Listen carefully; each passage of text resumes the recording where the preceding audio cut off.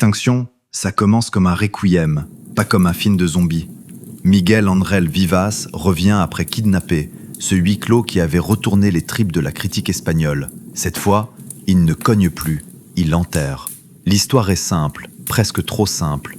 Deux hommes, une gamine, une haine tue depuis des années, et dehors, quelque chose qui rôde encore. Vivas ne filme pas des créatures, il filme un deuil qui refuse de se dire. Le silence entre Patrick et Jack, c'est une plaie mal refermée que 7 ans de mutisme ont laissé s'infecter, gonfler, pourrir en silence, comme si la vraie contamination du film n'était jamais celle du dehors. Jeffrey Donovan et Matthew Fox n'incarnent pas des survivants, ils incarnent un non-dit qui a fini par prendre toute la place, toute la maison, tout l'écran. Un mélange de rudesse et de vulnérabilité qui rend chaque silence plus lourd qu'un cri. Ce n'est pas un survival horror, même si on nous le vend comme tel. C'est un film sur ce que le silence peut détruire entre deux hommes et ce qu'il faut affronter dehors pour accepter de le rompre dedans.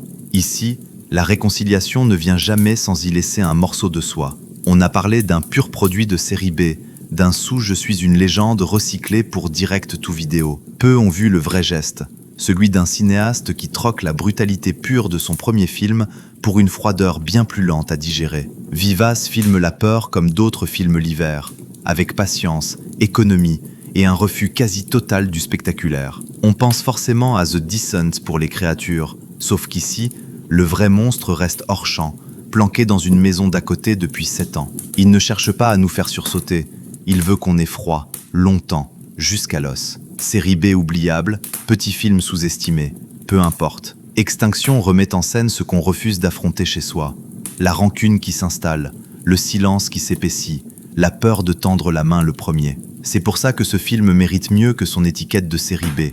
Le vrai frisson, ici, n'est jamais dans la créature. Il est dans ce que deux hommes se taisent depuis 7 ans. Juste un silence qu'on n'a jamais su rompre. On ne sort pas d'extinction en pensant au monstre. On en sort en pensant à tout ce qu'on n'a jamais dit à quelqu'un qu'on aimait encore. Alors, qu'est-ce qui fait vraiment peur? Ce qui rôde dehors ou ce qu'on refuse de dire à ceux qui restent?